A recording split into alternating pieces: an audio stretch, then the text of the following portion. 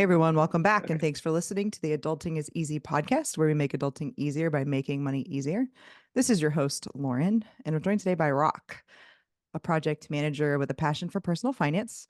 He's a Florida native now based in the Atlanta area and a self-proclaimed finance junkie. Rawk has been investing since 2018, and he became an accidental landlord in 2023 with one rental for fun. Rawk is an avid hiker in his spare time. Thanks for joining me. Yeah, thanks for having me, Lauren. I appreciate it. Yeah, looking forward to it. And our goal for today is to make adulting easier for listeners by discussing a personal finance topic, since managing money is a big part of adulting. So today, Rawk, we're going to talk about Mm. personal finance, spending money on what you value, and things like that. I want to actually open up and ask you about the name Rawk. Where'd that come from? Yeah, that's a good question. It's a question I get a lot, actually. So Rock is not my actual name. Rock is a nickname that I got when I was in college. I played baseball in college for a couple years, but through my time there, we would play different sports, and one of them was volleyball, just kind of against each other, like training and so on and so forth. And I'm not, if I stood up, you could tell I'm not a very tall guy, so I don't really never really played volleyball much before then and didn't after. But basically, it was hit a ball. The ball was hit to me. I hit it with my hands, but I like punched it. Like my hands were like a rock, is how someone described it. And ever since then, the ball actually went like directly behind me. It was a terrible move. But since then, everyone said I had hands like rocks, and the name Rock stuck, and then just kept it going. So So, how did you end up with RAWK on Twitter? I don't know. I didn't want to put all my information out there, and I was like, you know what, that just seems like kind of an inside joke. No one, only a few people would know that, and I think it's just a fun name. So it's like, oh, let's put it out there and see what happens. So Yeah, cool. All right. So then my next question is about the accidental landlord thing. How did that happen?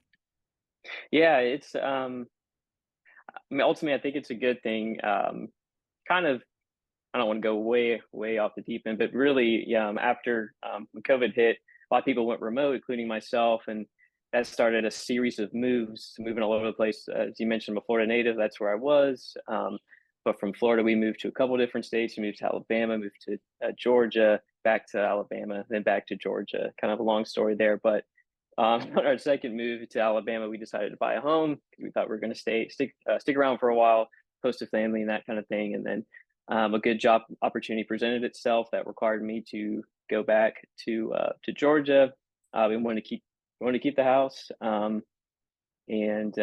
figure we might be back. So we've decided to keep it as a rental, and we've had it for about a year now, and it's gone pretty well. And um, enjoy having it. It's not like we were wanted to be real estate investors hardcore, but it's just something that kind of happened, and trying to figure out if it's something we want to pursue, getting more rentals or what have you. But so far, we just like having one and keeping up with it. So So how much did you pay for that rental? I know it was your supposed to be your primary, but how much was it? yeah, it's in Alabama. Home prices in Alabama are not really expensive. It's 215,000.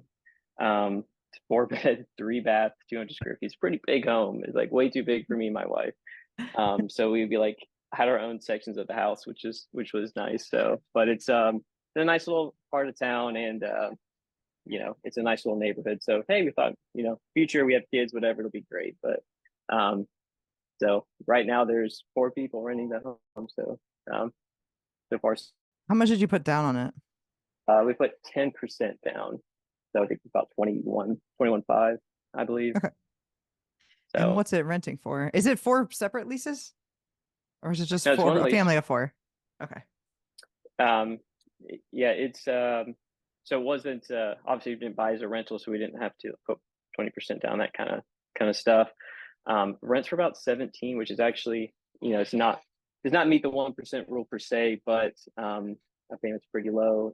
Cash flow is a few hundred, even with a property manager, a few $100 a month. Um, and that's at about market rent in this area. Rents aren't super high where it is. So What's the interest rate on it? 4.78, I want to say it's in the high fours. That's not bad. So yeah, all things considered, it did feel great at the time because everyone I knew that was buying a house was like, oh, you had three or even sub three, and I was like, oh man, Yeah. that's rough. But yeah, so it's hindsight, not that bad. So So we also heard in your bio that you're a finance junkie. Why is personal finance important? yeah, I mean it's important for tons of reasons, and it's important to different people for different reasons, of course. But ultimately, right, the only you have to be able to know how to manage money to really live. I mean, some people obviously do it a lot better than others. You see a lot of crazy examples out there, but it's something I've always been super passionate about. I've always been a serial saver, I would say, not a serial investor. I would say to this point, as a kid, always save. First job as a teenager, save money for years and years and years, and just kind of never wanted to spend it. Maybe that's a bad habit, maybe not. But ever since then, when I first kind of stumbled into investing and budgeting concepts as a young guy in college, and even just out of college, is something that immediately struck with me, and wanted to figure out what works best for me and how figure out a way to make our money and budgeting more efficient and find ways for it to work for us, right? So. Yeah, I've never thought about it that way. I was a saver always, and I did budget at times, but I've never been a big Mhm. budgeter. Do you budget, or is it like you just intuitively save money? Yeah, I mean, so different phases of like not budgeting and then just saving. But as a kid, I just saved. And as I got a little bit older, started on my own. I didn't really save that much. I was going out all the time, being a young guy. First time being on my own, so on and so forth. But there's different kind of phases. I think if you're trying to set up a budget, and you're having a lot of money problems, you kind of have to go hardcore with it. Set up a strict budget, tracking all expenses. What comes in, where is it going, all that kind of stuff to figure out where your problems are. If you have a problem saving and investing money. Um, but as we go, I would say we don't really budget very much. We reverse budget. We figure out how much we can invest and save. So that kind of goes as soon as we get paid, we invest, we pay the rent because we do rent in Atlanta. So we rent and then rent our apartment and rent our home, those kinds of things. So we have it down pretty well. But actually, this year we bought or purchased a subscription to like a budgeting software from, I think, I can't remember now. I'm blanking on where it's from, but basically we just thought, hey, it's been a while since we've taken a quick look at this. It might be good to just get a closer look at where our money is actually going. So it tracks everything, categorizes expenses. So we get a kind of a cool look and see where our money's going. So far, no big gaps that we didn't miss, but it's just cool to see. So. Nice. So when Mhm. you did start investing in 2018, what did that look like? Yeah, well, I mean, it didn't look great, I will say. So actually, there's a couple of things that happened there that were pretty influential. I had a professor um, in school tell everyone in class that they should open a Roth IRA, and of course, I had no idea what that was. I went to school at UCF, by the way, down there, so go Knights, charge on. Yep, Um, go Gators. I do love the Gators, I can't lie, but got to support my alma mater. So Sure. um, We play each other in football this year. we Do you know do, that? yeah. Yeah. So I'm looking forward to that. It'll be fun. So um, I had a torn household for sure. My parents are Florida alumni, and I went to UCF. So um, anyway, I Hey, digress. But UCF's got a leg up on Florida because nobody in Florida told me to open an IRA. yeah, So. okay, there you go. So 1 point for UCF here, so we'll take it. Um, but yeah, I had a professor just tell everyone, hey, you should open up a Roth IRA with Vanguard. So I did, and at the time, if you're on the Vanguard app now and you think it's not great, just try to remember. I don't even know if they had an app in 2018, but if you tried to navigate their website back then, my gosh, it was so confusing. So I did that. I didn't do anything with it. I opened the account and I was like, didn't even know what to do. So it sat there for a little while, and then I started all the money I kept saving. I started putting some money into it, and then slowly figured out, oh, I need to invest it. So then start putting it in mutual funds, those kinds of things. So that's kind of where it started. Me kind of finding my footing, figuring out how to use the actual account, how to transfer money, how to actually invest it. Um, that was pretty influential. From that point on.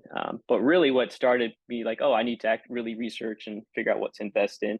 So I had a financial planner come to work to talk about retirement plans. This was after I already graduated, that kind of thing. Just explaining, broke out the chart, the compound interest chart, like on the whiteboard, and I had that aha moment. It's like, oh, this is so cool. And then talk about S&P, historical returns, those kinds of things, total world returns, and how that can factor into retirement plans. So that's when I started taking a little bit more seriously and like buying funds like, uh, you know, do I do have a VIXIS, the international fund, those kinds of things. So just total world funds. That's kind of when I started taking it seriously. So that's a quick little origin story, I guess. I love that. There's something about just starting that can seem very daunting. And I tell people Mm-hmm. this with like even social media. My friend is starting a business. She's like, I just don't know what to do. I'm like, start an account and just post something once a day, Just right? It start doesn't even need saying to be good. something. Just do it, Yeah. right? Same with this IRA. Like you didn't even start funding it at first. You just opened it, right? And then it's like, well, it's Yeah. already there. I've got some money. I guess I'll put it in there. And then you figure out, okay, if I just put it in there, it's not enough. I have to invest it, right? Like Mm-hmm. that's such a big deal. And I think if people are thinking about getting started in investing, do that. Just open the account. You know?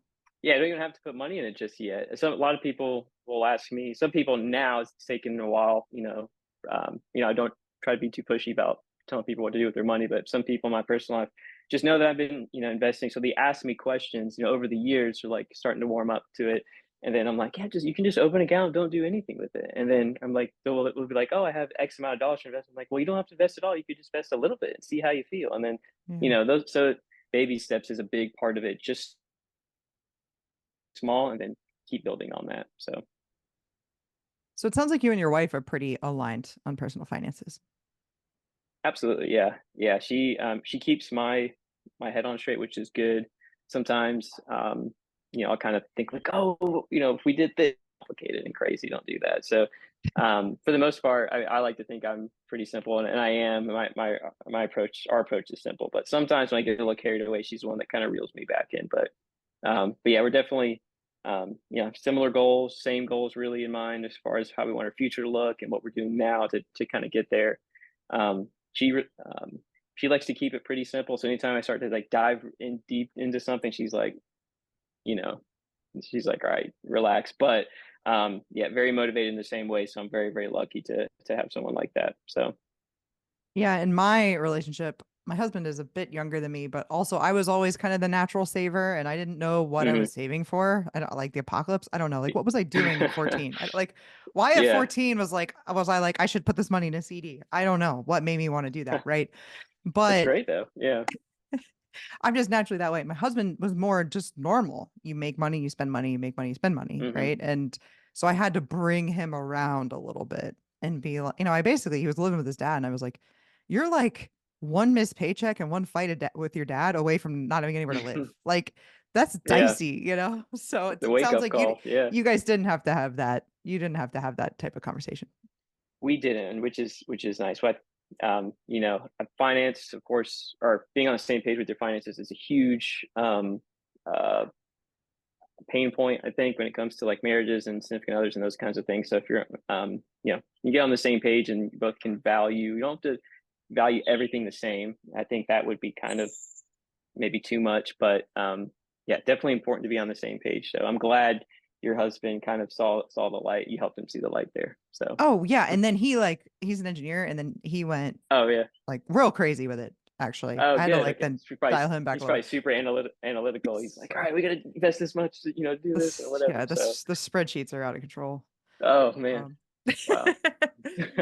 but so, what are you and your wife in terms of financial goals? What are some Hmm. short, midterm, long-term goals? What are you guys working towards right now?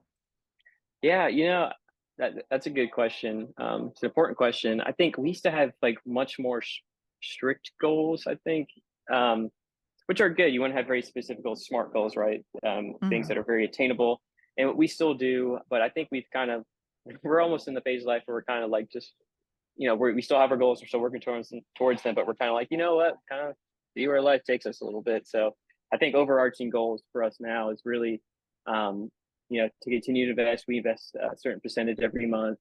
into index funds. So our goal there really is to build a giant nest egg, build an account or investment portfolio that we can live off of in the not too distant future. I'm talking about like maybe late 40s, early 50s, even sooner. If that happens, that's great. So that's kind of our goal, to build that up to that extent. And I think it'd be really cool to either start my own business later or scale back into like a part-time capacity with work, those kind of things, and just get around and travel. We're kind of on a big travel kick, and I think being in a place where we would be able to do that, have our investments grow, be able to live off them, and then be able to travel around and see the world a little bit is kind of where we are. So we're a little bit more go with the flow than we used to be, which is what you probably need when you're first starting out. You might have to be kind of hardcore and like, you know what, I need to get my my shit together, for lack of a better word. But so that's really kind of where we are now. How do you guys invest? Is it just automations coming from paychecks, going into Hmm. retirement accounts in your brokerage and set it and forget it kind of thing? Yeah, definitely. So for me, it's automated. My wife gets paid kind of not on the same time. Um, we have employer sponsored retirement plans. We have Roth IRA. We have a taxable brokerage. So we um, invest in all three of those together. So it's automatic from the paycheck, of course, into the 401k, to the Roth IRA, and then and for me, it's automatic into the taxable. And for her, we just manually do it. Because you don't know when exactly she's getting paid. But and then all of those we're just in, pretty much total market funds that we don't. I think as a lot of new investors get really excited about like individual stocks, and you can kind of, if you're on Twitter now, you can see, Roy and Kitty is back, and it's the whole feed is GME and AMC, which I mean, it's fun, it's cool, but you know, I think majority of people that are aping into those, right? There's some people that make a lot of money, and then most people don't. So I prefer not to have to think about, oh, what am I going to buy and when, or what's happening right now, or do I really have conviction in this company?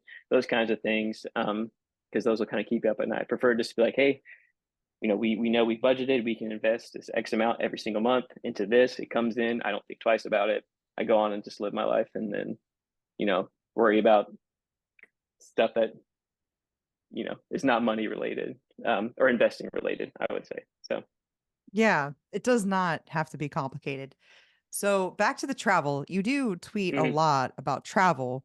You're also a spender. I mean, I'm sorry, you're also a saver. You also want to invest. How do Yeah. you know what you want to spend money on?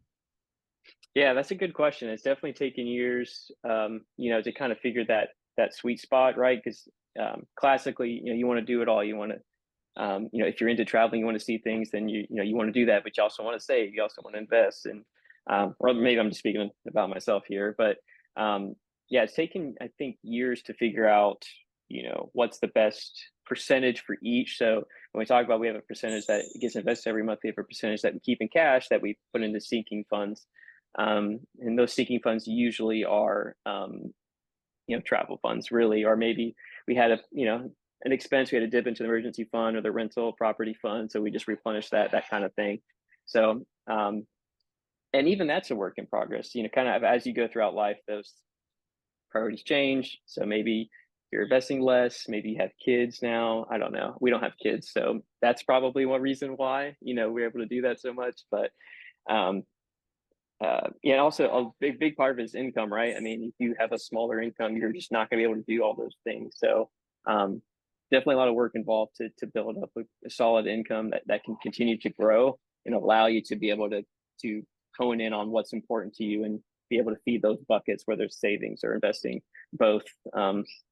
You know, so So travel is worth spending money mhm, on. What else? What else have you found? absolutely. Um, just recently, good sauce, like spaghetti sauce. My wife started buying some of the sauce on like the top shelf at the grocery store, and it immediately was like, "What are you doing?" Because we just buy, I don't know, Prego, which is probably really bad. I might get some flack for that, but started buying Ralphs. It's like an $8-10 sauce itself. I was like, this is ridiculous. And then we've been eating it. I'm like, man, this is really good. Um, So now we've just been doing that. So that's something simple, but I think it's a good example. Another one is movers. We've moved so many times just in the last, I think from 2020 till now, we've moved 4 times, 3 different states. And we've always done the thing where we have friends help you and do all that Ugh. stuff. And like, yeah, I'll buy you a pizza and beer or whatever. Um, family help you, whatever. But the last move, we hired movers, and it was life changing. So God help us, we're never going back to that. I think we're always just going to hire movers every time we move. Hopefully, that's not too much in the near future, but that's one where I think it's definitely worth it. Um, and everyone is something everyone has to decide for themselves. Some things you love, some things you spend on because it's not going to provide you some sort of financial return. It'll bring enjoyment, and you're like, you know what, I don't care. I budget. I'm smart with my money. I can afford this, and I want to do it. So I would put the spaghetti sauce in that category right now. So marinara sauce. Yeah.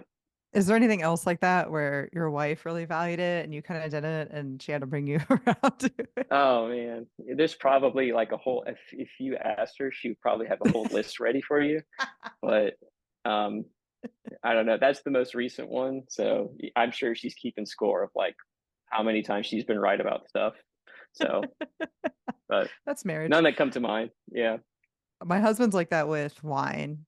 Like I'll drink like cheap red wine and like Hmm. I'll drink like under $10 bottles. And he like won't. He's like, I'm only drinking $15 bottles of wine. And it's like it is a lot better than the I will say. He's got very Yeah. good taste. And so every time he drinks with me, we get the nice bottle. But he's brought me around. It is a lot better. And the hang you like end up with no hangover that way. Yeah, that's a good point too. We don't drink a ton, but when we do, we try not to drink like, not really expensive, but like stuff that we know is enjoyable. It's more about, the experience. So I'm glad that you guys are going for the 15, at least $15 bottles versus the 10, because you're right, there's a definite difference. So Yep. Yep. So I want to ask you just like a couple of questions that like but bop around money Twitter. One yeah, yeah. is, should you rent a house or buy it? And this is Oh a good gosh. question for you, given you have a Yeah. tenant and you are a tenant. Yeah, I think I made a post about this not too long ago. It's like, what do I do? Like, because I rent and I own. And then I mean, the right answer, right, is it depends, as so many answers are, but that's people want. I know that's not a very fun answer. Um, I think so. Where I'm at right now, it makes more sense to rent where I'm at. Obviously, cost of living is higher than it is in Alabama and the Atlanta area. Homes are a lot more expensive. We don't know if we're going to stay there long term. So it's like that makes the clear cut answer for me is okay. We were definitely going to rent.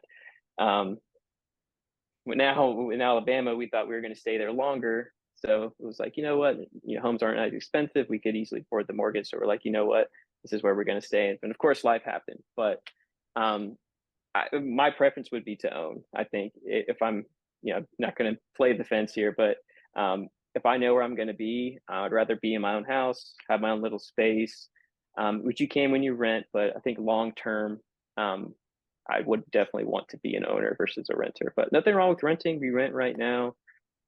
We just like to be solidified where we are and then own a home wherever that is going to be. So, Agreed. Okay, next question. okay. What's better, Hondas or Toyotas? Oh, Hondas by a long shot. Yes, exactly. It's not that hard. Everyone on Twitter loves Toyotas, and they're good cars. I mean, my mom has one, and some people I know have them, and but to me, Hondas are way better. I've got a Honda CRV. Thing's awesome, and people say it's a mom car, but I don't care. It's great. Fits all of our needs. Runs like a charm. Almost no maintenance on it. Still, just oil changes. We've had it for 4 or 5 years. Planning to run it into the ground. You know, whenever that is. But yeah, I don't understand all the hype. Somebody decided that Toyotas were really, really cool, or cooler than any other car. So here we are.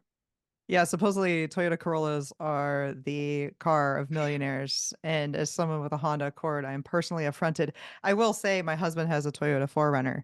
So Oh we yeah, do have both. But the Honda dealership in terms of like service and cost and stuff is so much better than the Toyota. dealership. Like Yeah, I we've had to go away from. He doesn't take his car there anymore because it's expensive and disorganized and uh, frustrating. yeah, I was gonna say I don't have. I mean, I just had a Honda, so I've never had a Toyota, so I don't have anything to compare it to. But you have both, I guess, so you can really, you know, you can make a direct comparison. So hopefully your followers will hear you here and be like, okay, Honda is the way to go. So, I but I know. do I know love you. all the. Go ahead.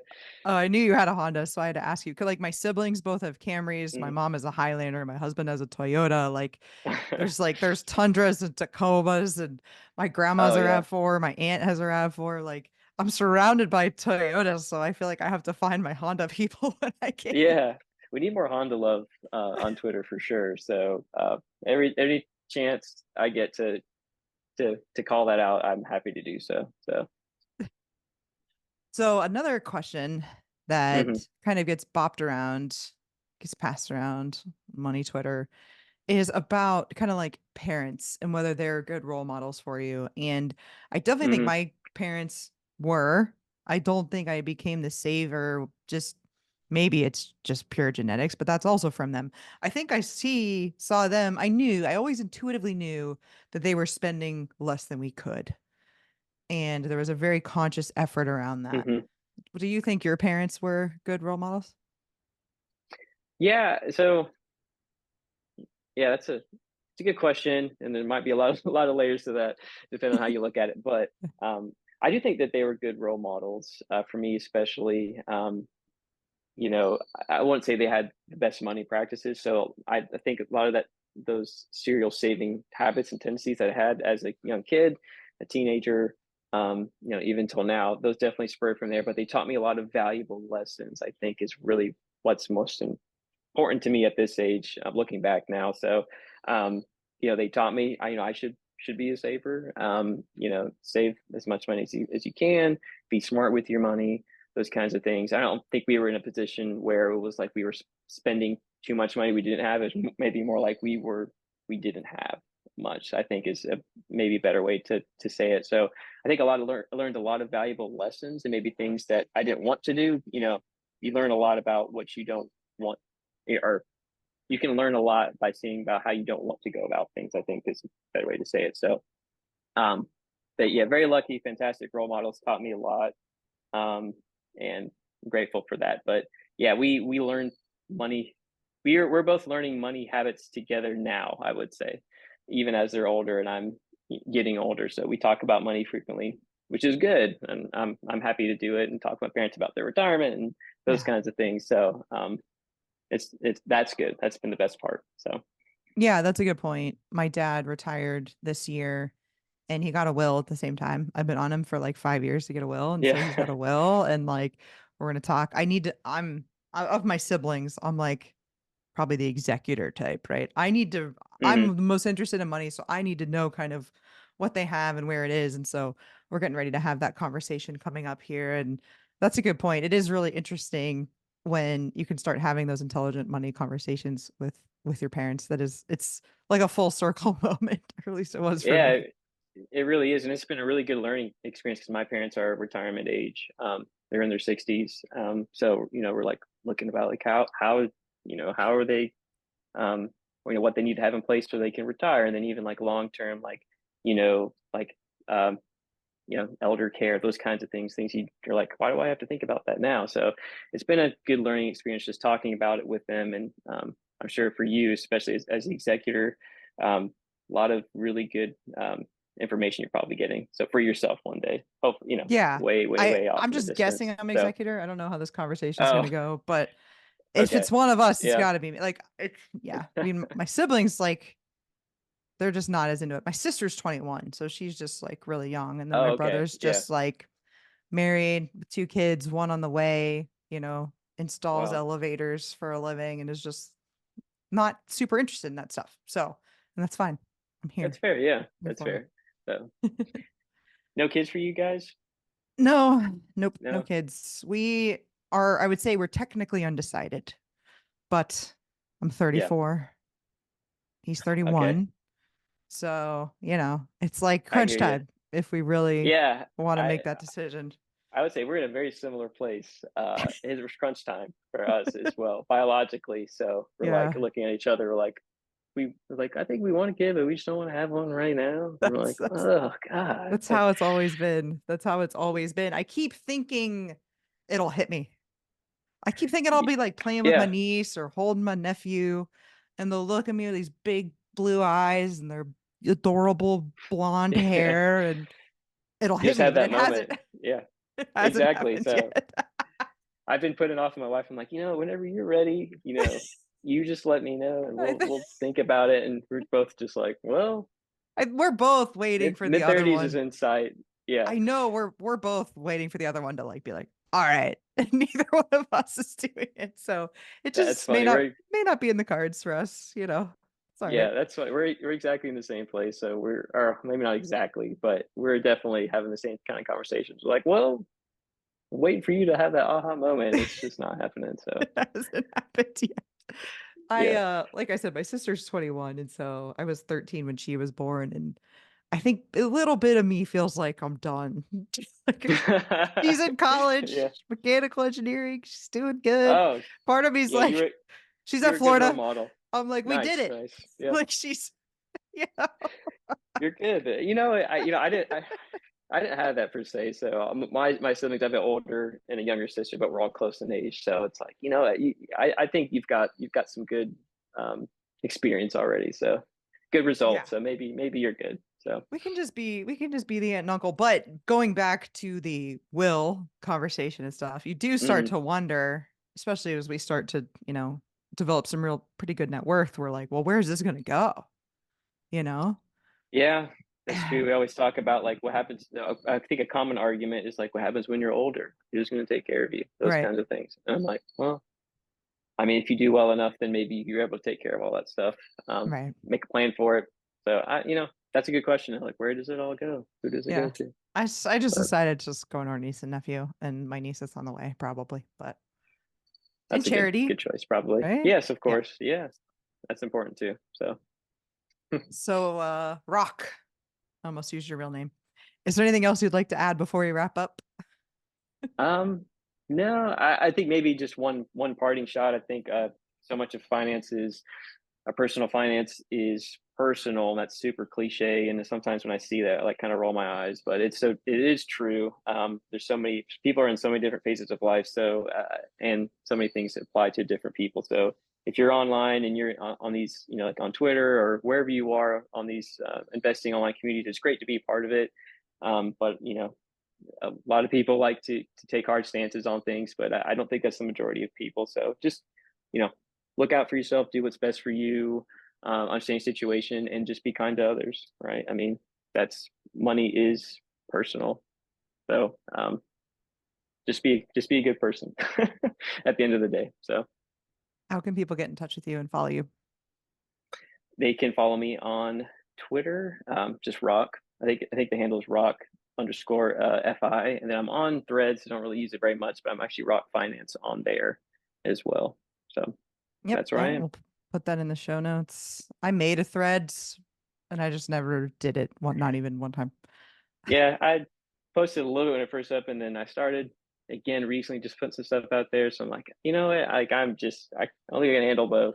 I can't do multiple things at the same time. So, but Maybe, it's there, and I still use it. So, yeah, so maybe next year for me. Well, I'm on Twitter at yeah, adulting is easy, Instagram at adulting is easy real. This will be on YouTube as well. If you like this episode, you may also like episode 168, Keep Finance Personal, or episode 156, Financial Independence Doesn't Have to Be Extreme. Thanks again for listening, everybody. Hopefully, Rock and I have made adulting a little easier for you.